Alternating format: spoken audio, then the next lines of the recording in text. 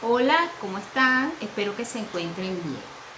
Como una antesala a nuestra ponencia sobre el álbum metaficcional para dar a conocer las historias de la comunidad, me voy a permitir leerles una historia que nos va a servir de ejemplo para entender qué es un álbum metaficcional, para qué se utiliza y cómo puede funcionar perfectamente para nuestras historias de la comunidad.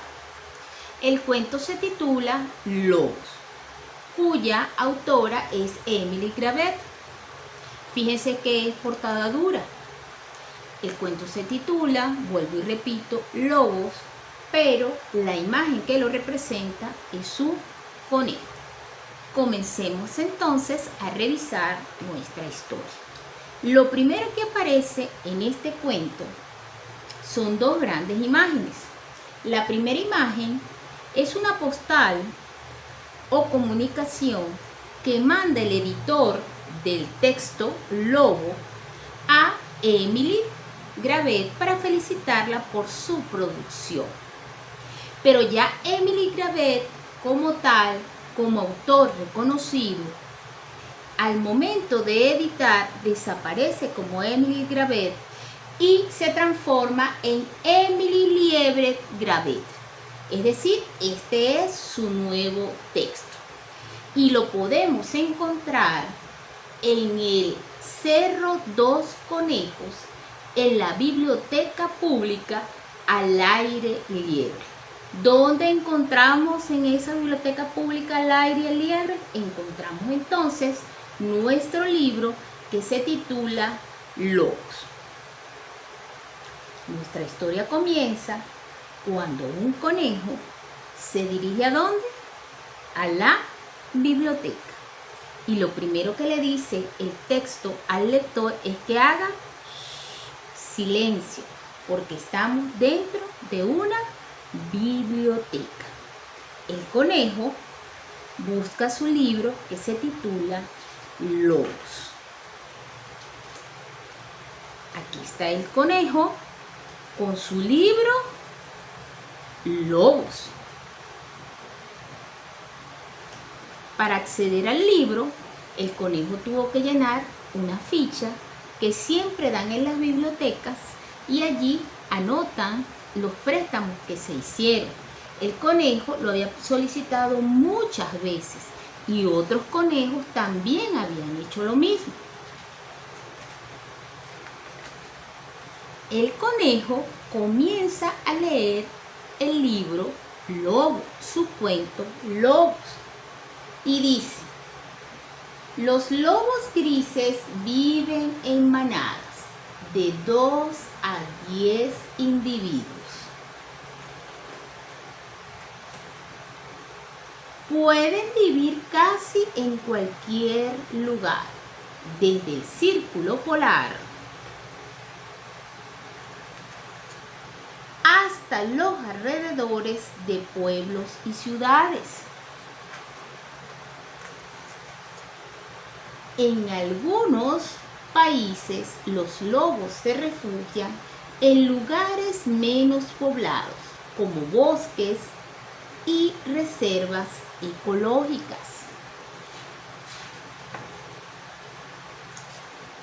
Tienen garras afiladas. Y el conejo va leyendo.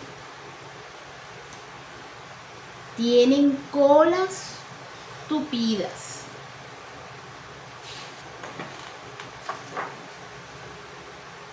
Y pelaje abundante lleno de pulgas y chinches.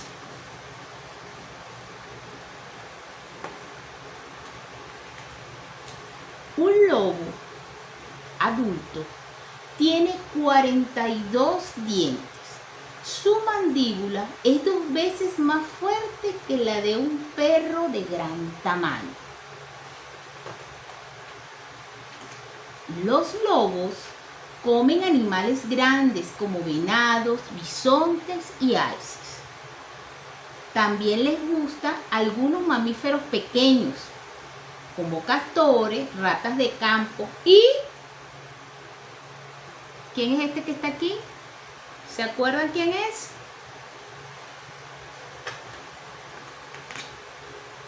conejos. ¿Qué pasó acá? Si ven bien la imagen, el libro Lobos está destrozado porque el lobo se salió del cuento y se comió al conejo.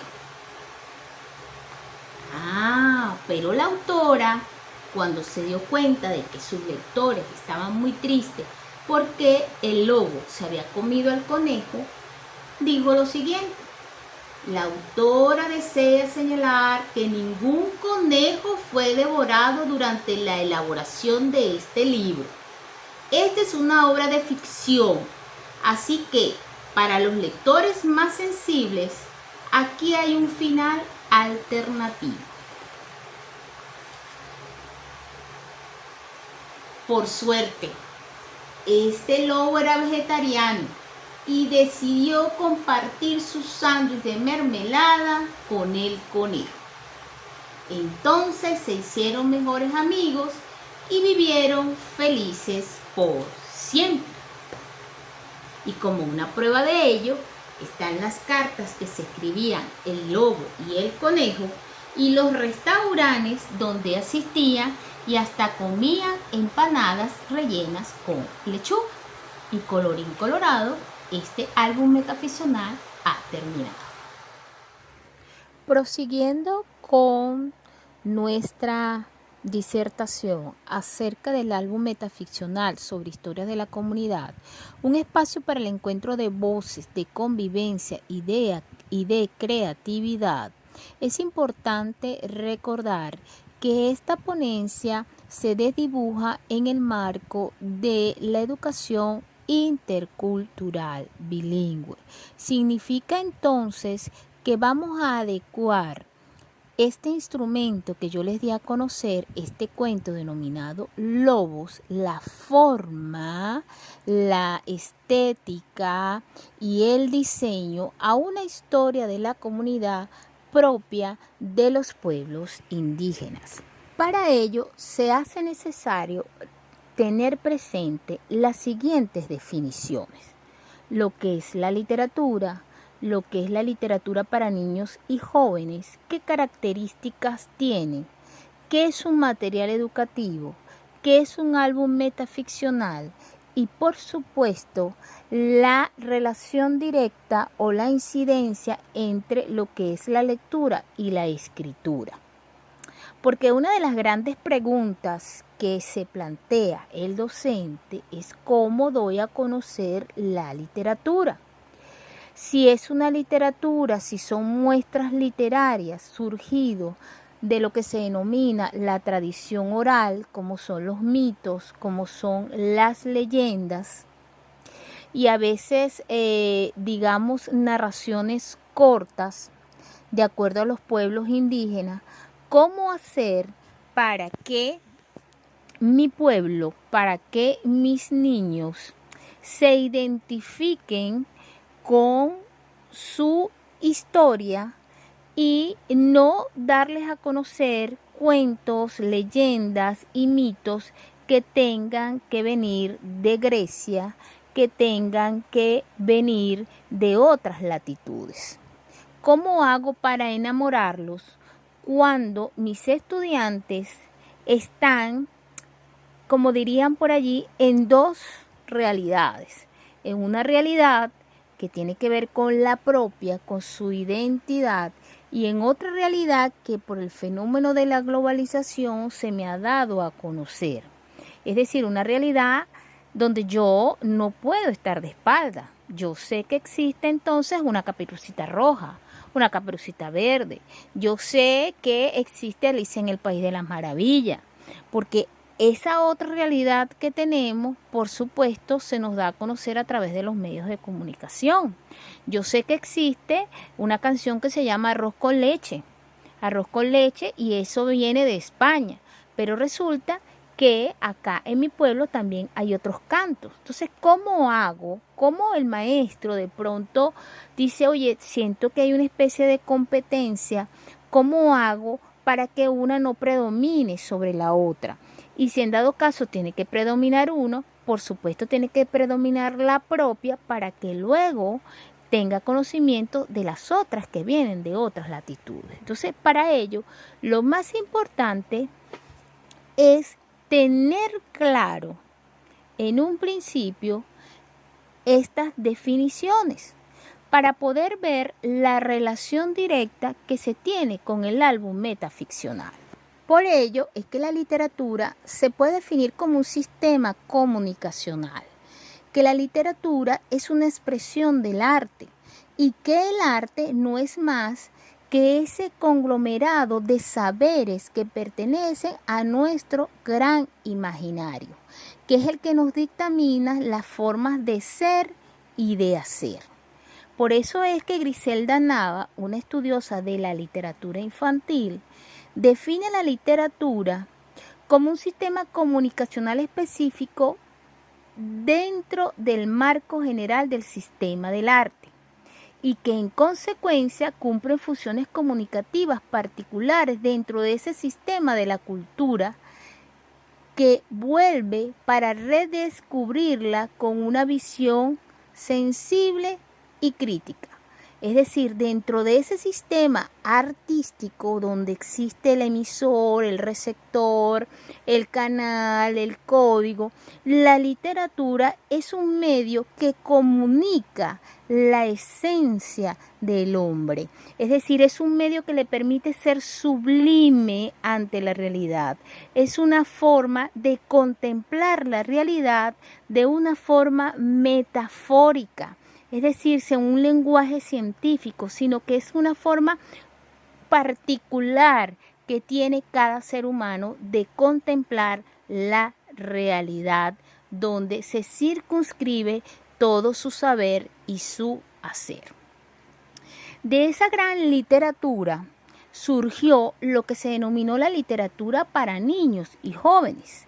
Muchos dicen que no existe una literatura infantil, sino que la literatura, es un sistema comunicacional del arte y que por lo tanto va a variar según a la audiencia a la cual vaya dirigida. En este caso es a niños, niñas y jóvenes. Y que esa literatura tiene entonces unas características. Y esas características es que posee un léxico adecuado a la competencia lectora del estudiante. Es la que tiene que ver con esa literatura experiencial. Es la que fomenta la formación crítica y estética, es decir, la belleza. Es la que recuerda en cierto momento lo que es la moralidad, los valores, y fíjense que eso se capta específicamente en lo que tiene que ver con las fábulas, donde hay una moraleja. Por eso es que cuando nosotros narramos un cuento no podemos decir, ¿y qué aprendió usted? ¿Y qué le dejó el cuento? ¿Y cuál es la moraleja? No, el único género literario que tiene moraleja es la fábula, que es una transición. Fíjense, este tipo de literatura que es dedicada a los niños se utiliza, como diría Casani, a través de aquellos libros anzuelos. Los libros anzuelos son los que atrapan a los niños para leer, porque en definitiva la acción final que tiene una buena lectura literaria es que el niño siempre tenga disposición y tenga deseos para leer. Entonces, antes de él leer cualquier tipo de texto que tenga que ver, vamos a suponer, literatura hispanoamericana, o que lea, por ejemplo, el Tratado de la Naturaleza Humana de David Hume, ¿verdad? Que eso no lo leen los niños, ¿verdad? Pero supóngase, antes de leer ese tipo de textos que son de corte científicos y filosóficos, ¿cómo los atrapo yo? Yo los atrapo con una lectura que los seduzca, que los mantenga atentos, que les permite elaborar inferencias e hipótesis y que los haga sentir felices y cómodos con lo que están haciendo. Por eso es que se habla de una literatura para niños y jóvenes como representado a través de los famosos libros anzuelos. y que por supuesto va a mejorar la competencia comunicativa y la competencia literaria. La competencia comunicativa tiene que ver no solamente con leer como decodificación, sino leer como comprensión y también escribir, hacer producciones, pero también mejorar lo que es la oralidad. No es solamente tener una buena dicción, sino también entonces aprender a leer en voz alta. ¿Ok? Esas son las características que envuelven a lo que significa la literatura para niños y niñas. En esa tónica entonces encontramos, el maestro se pregunta, si ya sé lo que es literatura, lo que es la literatura para niños, ¿cuáles son sus características? Ahora bien, ¿cómo hago yo para darles a conocer este tipo de literatura que me sirva a través de esos textos anzuelos, los seduzca y ellos quieran leer, pero no solamente leer, sino que también quieran producir, también quieran escribir, pero que quieran escribir acerca de lo que ellos son, acerca de su contexto, acerca de sus historias de las comunidades, unas historias que no solamente van a ser conocidas por los que habitan allí, sino unas historias que van a trascender. Entonces yo me valgo de algo que se llama materiales educativos. Si usted se pone a ver, los materiales educativos son todos aquellos recursos que a usted le sirvan para que sus estudiantes aprendan. Puede ser entonces que yo agarre una hoja de un árbol para enseñar el proceso de la fotosíntesis o para enseñar entonces las diferentes texturas, ¿ok? Entonces, ¿qué es un material educativo? Según Ávila, es un recurso para el aprendizaje capaz de responder a fines educativos, susceptibles de ser reproducidos de forma individual o en serie. ¿Ok? Tienen que ver con la parte de la impresión, con la parte serigráfica, o sea, computarizada. Es de recordar acá que existen recursos o materiales educativos impresos, que serían los textos, que sería como el texto que yo les acabo de leer sobre lobos, ¿verdad? Que es un libro que se puede tocar, pero también hay recursos o materiales educativos que tienen que ver con todo lo que se refiere a la virtualidad. Recuerden que Internet ofrece entonces una serie de herramientas. Es el canal a través del cual pues yo voy a dar a conocer entonces cualquier tipo de conocimiento y que eso se va a convertir entonces en un gran recurso, en un gran material. En ese recurso, ese material, para que usted dé a conocer a sus estudiantes y los seduzca a leer y escribir la literatura para niños en este contexto intercultural, son los álbumes metaficcionales. Allí no solamente va a estar presente la parte de la lectura, la parte de la comprensión, sino que también va a estar presente lo que es la escritura. Entonces, volvemos al cuento que se inició, con el que inició esta ponencia, el cuento del lobo. Fíjense cómo la literatura es un gran juego. La literatura siempre juega con el lector y la literatura siempre lleva al lector a donde ella quiere llevarlo. En ese cuento lobo, fíjense que hay un conejo que tiene un cuento que se llama Lobos. Pero en la medida que el conejo va leyendo, la ilustración que aparece en el texto es la fotografía o el retrato de lo que el conejo está leyendo. Es decir, que el conejo está compartiendo lo que lee con la audiencia. ¿Y qué es lo que hace en este caso Emily? Emily, que es la autora, lo que hace es representar y jugar con las imágenes. Juega con las imágenes y el lector termina leyendo el cuento que a su vez está leyendo el conejo. Significa que el álbum metaficcional no es más que eso que se denominaba antes las cajas chinas, que es una historia dentro de otra historia. Y es tanto así que la historia que está leyendo el conejo, pareciera que el conejo entró en la historia del lobo o fue el lobo que salió de la historia del conejo para devorárselo. Es como en Alicia en el País de las Maravillas de Lewis Carroll, cuando Alicia se queda dormida en un árbol y ella dice, no sé realmente si yo estoy soñando el País de las Maravillas y a la Reina de Corazones, o es que la Reina de Corazones me está soñando a mí. Eso se lo dejo yo al lector. Y el lector entonces puede optar por cualquiera de los dos sueños y es totalmente válido. ¿Qué quiero decir yo con esto? Que en estas historias, en este álbum metaficcional, el niño que escriba puede cruzar las historias y puede mostrarlas de la forma que él desee. Y ustedes se darán cuenta que siempre hay una historia dentro de otra historia. Y que de pronto usted dirá, oye, pero este niño tiene problemas de coherencia. La historia no es coherente. No, la historia es coherente. Solo que hay diferentes historias entremezcladas. Es como muchas veces nosotros estamos narrando un cuento, alguna anécdota de vida, y usted se consigue con el grupo y entonces comienza a narrar lo que le pasó. Mira, el río se desbordó y cuando se desbordó yo estaba cruzando por allí. Ah, no, pero me recuerdo que antes de eso yo estaba hablando con mi mamá y mi mamá me dijo tal cosa. No, pero es que mi hermano llegó y tenía una situación y tenía que darme un dinero. No, pero entonces cuando el río se desbordó, ¿ok?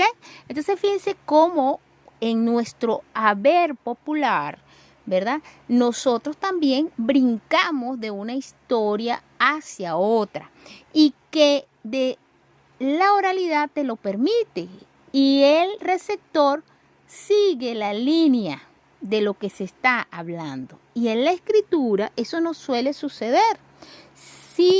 Simplemente sucede cuando estamos dentro de la ficción y que la ficción, la lectura literaria, te permite eso, te permite crear una ficción dentro de otra ficción, cuentos paralelos, pero también te permite la intertextualidad porque tú puedes colocar allí fotografías, tú puedes colocar juegos, tú puedes colocar fotografías, tú puedes colocar un poema y eso es intertextual. Lo intertextual es cuando tú te traes de otro texto a lo que tú estás produciendo.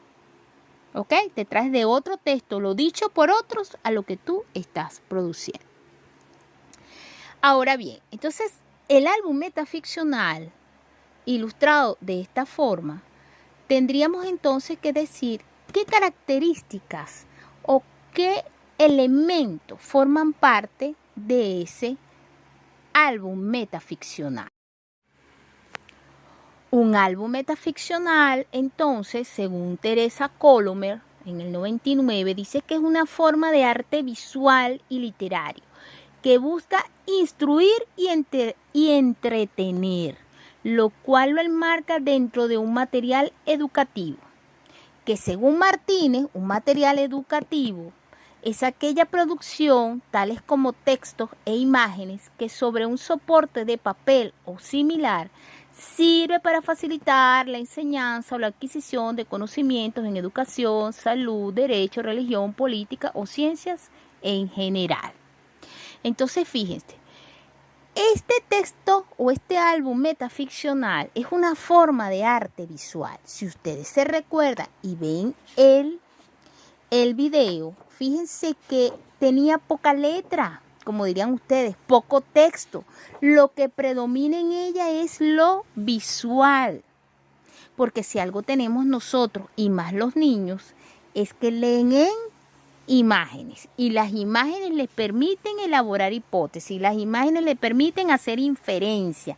¿Qué más viene? Es decir, que a lo mejor este lobo tiene pulgas. Ah, pero dirán los niños, tienen garrapata, Tienen chinches, sí, tienen chinches, garrapatas rojas, garrapatas grises, garrapatas más pequeñas, grandes. Es decir, le permiten escudriñar en lo que va a ser entonces el texto. Concebido entonces que es un álbum metaficcional, lo más importante para su elaboración, porque en definitiva el docente lo que quiere es construir un material que le permita a los niños leer, que le permita a los niños escribir sobre las historias de su comunidad, porque el fin último es no solamente buscar su identidad de quiénes somos, a dónde vamos, esto es lo que me representa a mí en mi contexto, sino que también esas historias puedan ser leídas por otros y que los otros puedan también identificarse con esa cultura. Porque fíjense, cuando nosotros hablamos de contexto, eso que dicen por allí, yo soy yo, que decía Gasset, Ortega y Gasset, yo soy yo y mis circunstancias. Esas circunstancias no es más que el contexto. El contexto define lo que yo soy. Es decir, yo soy el contexto y el contexto soy yo. Cuando se va a elaborar este tipo de escritura, este tipo de álbum metaficcional, lo más importante es tener en cuenta el contexto donde se desarrolla.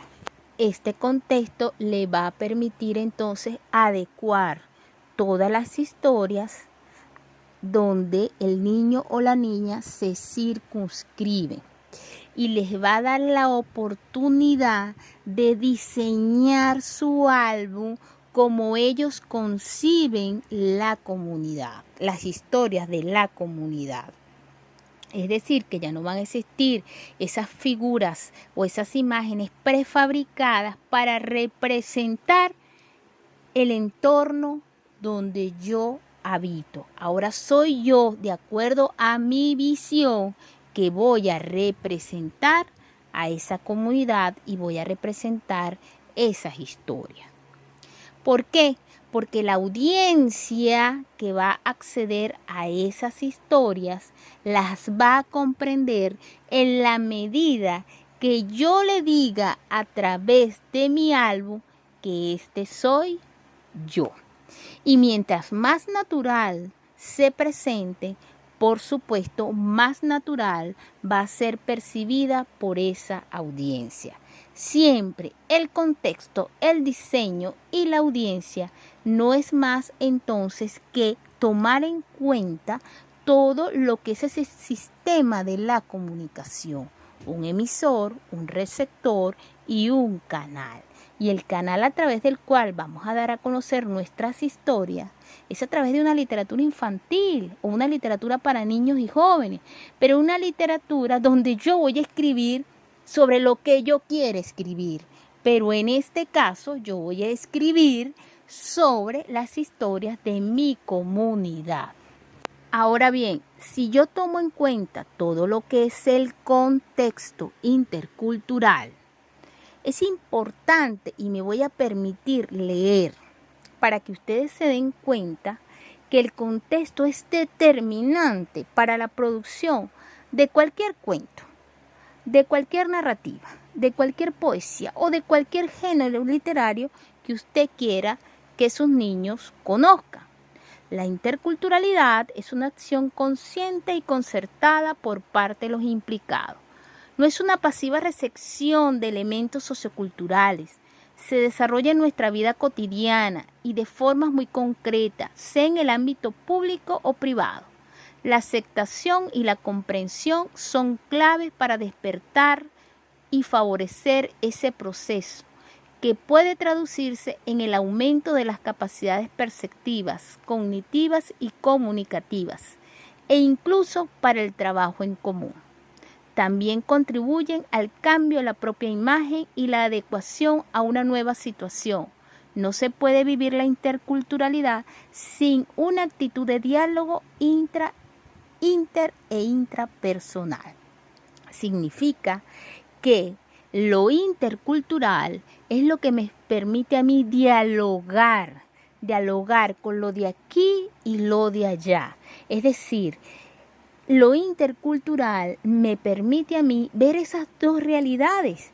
Eso que viene de allá, esa literatura griega, con esta literatura autóctona de nuestros pueblos aborígenes, de nuestros pueblos indígenas, ¿ok? Tan valiosa como los de allá. Entonces, me permite dialogar y me permite hacer semejanzas, me permite buscar las similitudes y las diferencias y me permite valorar lo nuestro, ¿ok? Me permite valorar lo nuestro porque es lo que me define, es lo que me identifica. Entonces, en el momento que usted va a dar a conocer esas historias de la comunidad, no puede perder, por supuesto, ese contexto intercultural, donde haya diálogos.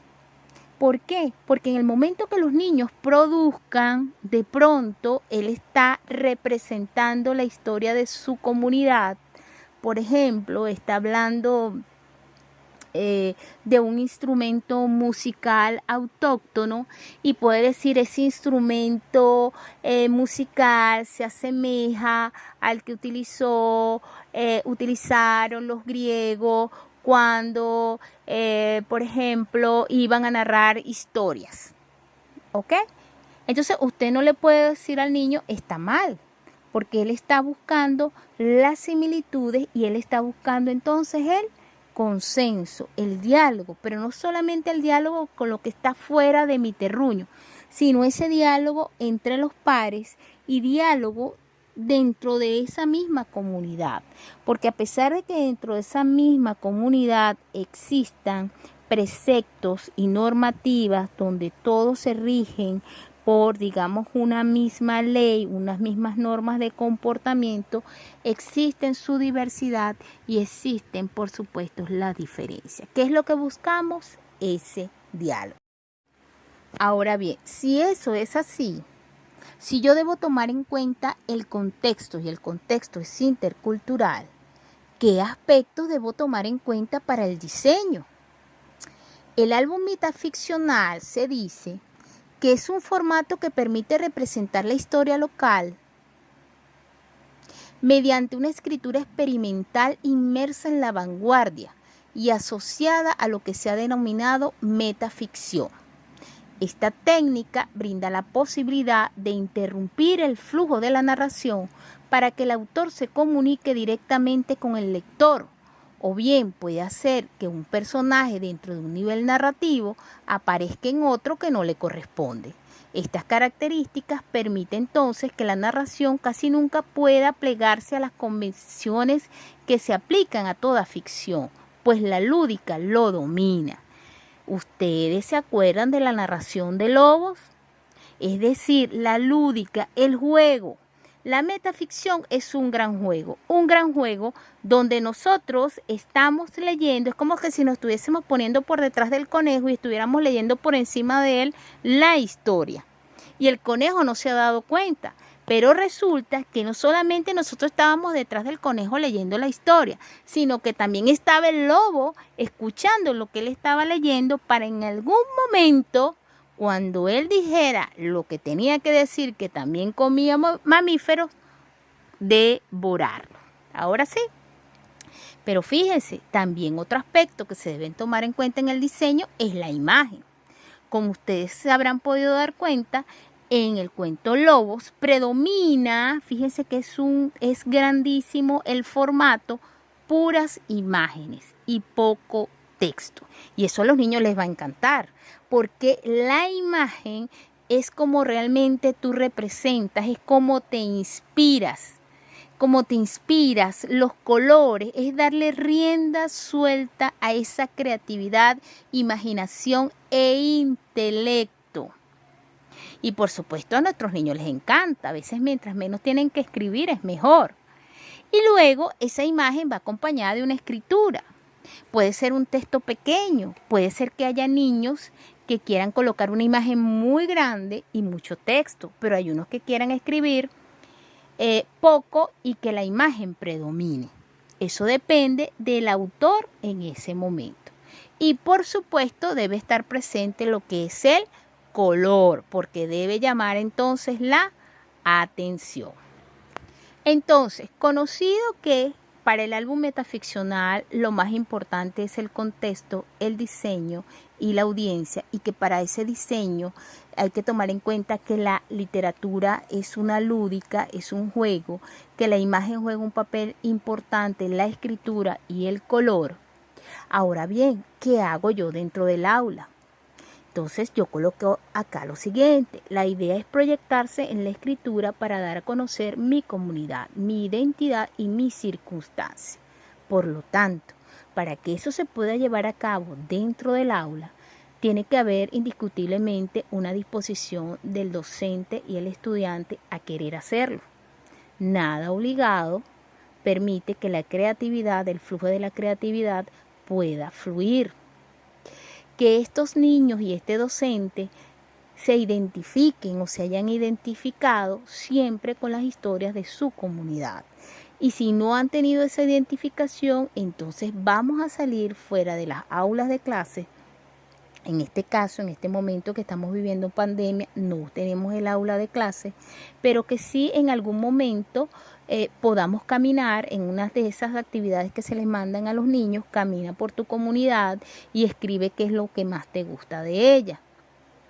Por supuesto, este docente con toda la disposición debe respetar la escritura. Usted me dirá, bueno, profe, pero y respetar la escritura significa que el texto no tenga coherencia, no tenga cohesión, que no se entienda lo que se está diciendo.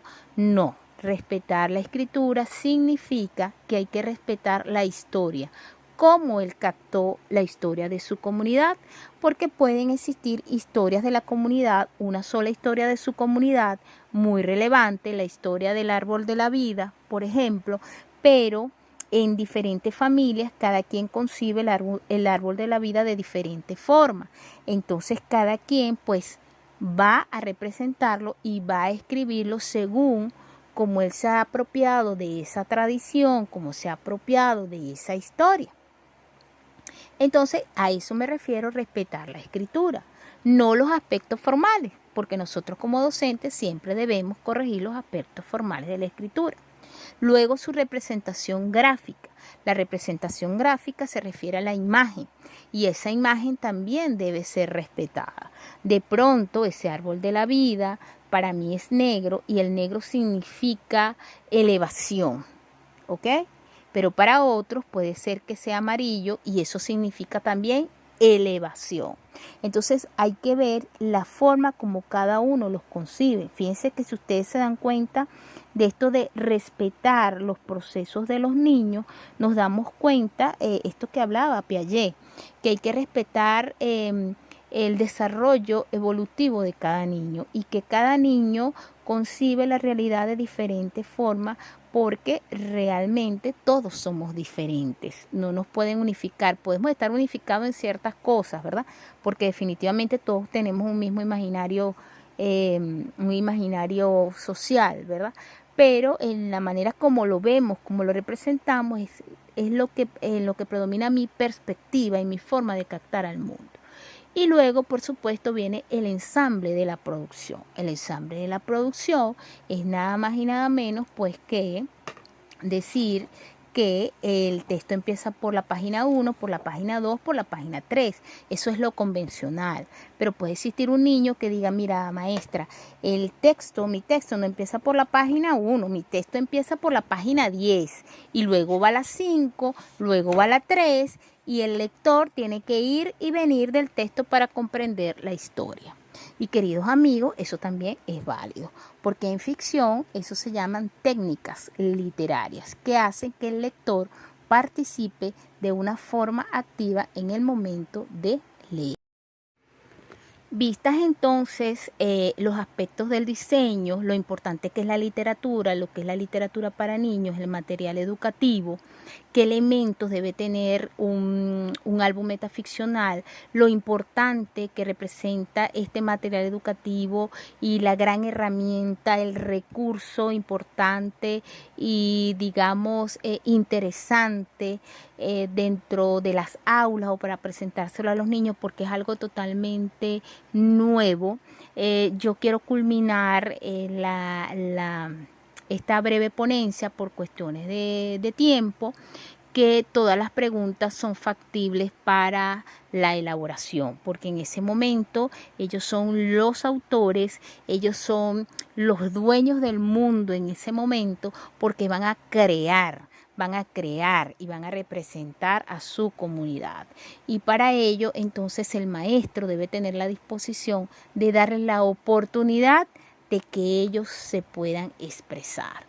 Y finalmente yo quiero colocar esto acá que dice todas las preguntas son factibles para la elaboración, porque así damos la posibilidad al niño o a la niña de inventar mundos, de vivir una experiencia estética que le permita ser otros, de distanciarse de sí mismo y ponerse en el lugar del otro. Y en definitiva, buscar su identidad y realzar todos sus valores tradicionales que han sido transmitidos de generación en generación a través de este nuevo recurso que son los álbumes metaficcionales, porque les permite no solamente recrear sus historias a través de la palabra escrita, del código escrito, sino a través de las imágenes. Creo que serían entonces producciones realmente valiosas e interesantes. Bueno, hasta aquí mi ponencia y que pasen un feliz día.